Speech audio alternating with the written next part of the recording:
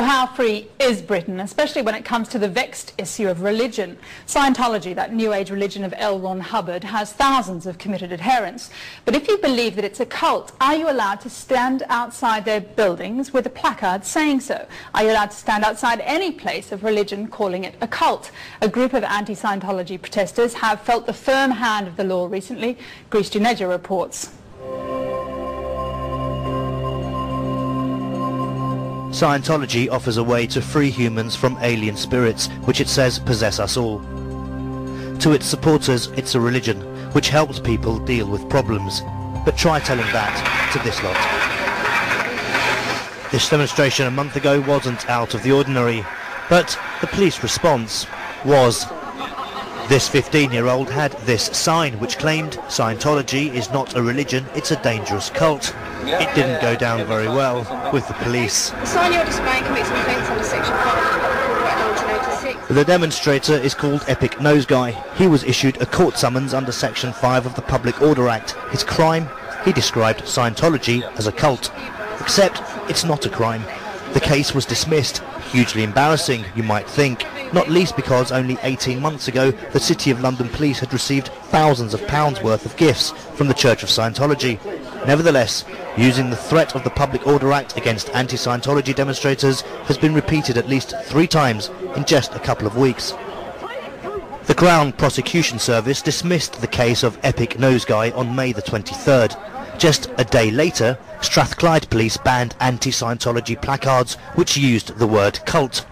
Later that week, in Birmingham, these demonstrators were fined for illegal leafleting. £300 was due to the council yesterday. They didn't pay and are now appealing. A couple of hours after receiving the fine, they were approached by a constable from West Midlands Police. He warned them off using the word cult. Their placard remains under wraps. Demonstration is being... Just 3 days after that, we attended a demonstration in Sussex, and whilst recording a piece to camera, discovered the police were a little edgy. The difficulty with a policing event like this is that no one really knows how many demonstrators will turn up. Could be between 6 or 600. And it's you we've come to talk about, sir. Oh. Basically, I've come to talk about you and the ID cards you showed me, so if you'd like to show me that again. By all means. Thank you very much. Press ID for ITN. There are 8 police officers around me. So ITN say they don't know anything about you. Is this definitely you? Yes, it is definitely me. And I think you work for ITN? I think they probably do know quite a bit about me. I've been employed with them for a number of years. Right. This incident seemed odd, as I had introduced myself as soon as I had arrived. It seems a little heavy-handed. We're just round the corner anyway, so... After checking that my colleague and I were who we said we were allowed to continue with our work, which was filming this demonstration. The C word was everywhere. And as for this young man, well, he wasn't about to get an apology from the police like I had had. In fact, the opposite. In case you're wondering, they wear masks because they claim Scientology retaliates against its critics, something the organisation denies. But it's not his mask that's the problem. Put it away, arrest you. You'll get arrested under Section 5.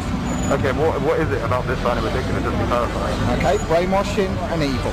Okay? Brainwashing and evil. Okay, associating the two, it doesn't matter. I'm telling you. Section 5, you will get arrested unless you put that placard away. Section 5 again? Now. Hang on. Isn't this exactly what happened in the City of London with Epic Nose Guy? But this teenager knows all about how the Crown Prosecution Service dismissed that case. Surely he won't put his sign away. So he threatened to arrest me if I didn't take the sign down immediately. On the grounds that?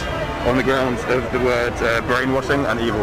Obviously we can use the word cult now, as has been proved by the Crown Prosecution Service dismissing the case.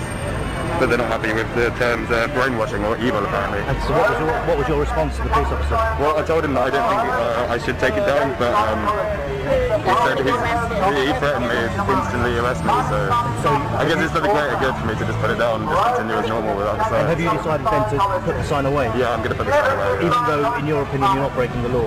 No, I mean, if they're going to be like that. It seems being threatened with Section 5 works. Section 5 is part of the Public Order Act. It says a person is guilty of an offence if he displays a sign that's threatening, abusive or insulting near a person likely to be caused harassment, alarm or distress. Police in Edinburgh recently gave the use of the term cult the all clear An expert on law and religion agreed that words on placards shouldn't normally come under the Act. They would have to actually intimate a threat of violence, because otherwise there is no threat to public order. And the Public Order Act is there not to protect people from being offended, it's to protect public order. But former officers say the police must use whatever means they can to protect the public. The European Court of Human Rights talks about a right to life. The European Court of Human Rights also talks about a freedom of speech. Sometimes the two can clash, and that makes it a very difficult decision. The police will have to decide, will they use their powers under the Public Order Act to take the necessary decision? This isn't always going to be popular, but it's one they have to make, thinking on their feet and with no hindsight. Sussex police wouldn't discuss their interpretation of Section 5, but asked for consideration. What do you think the reaction may have been from the Christian community if the sign said Christianity is an evil, brainwashing cult, and 40 masked protesters were putting this view forward? Would they have been harassed, alarmed or distressed? Possibly, probably. Those masks again. In case you're wondering, the protest group calls itself Anonymous and is styled on Alan Moore's legendary comic V for Vendetta, later turned into a film. Set in a post-nuclear world, V is a revolutionary on a mission to bring down the government. Anonymous began as an online collective, now they want to bring down Scientology. They've appointed themselves guardians of free expression on the web. Why don't they tell their followers when they're getting in, this is what they're getting into? Most UFO cults are quite proud of being UFO cults. But they're not alone in accusing Scientology of brainwashing new recruits, something the Scientologists hotly deny. And for the police and legal profession, this issue is bigger than Scientology. It's another skirmish in the battle over how to police Britain's faith communities and those who oppose them.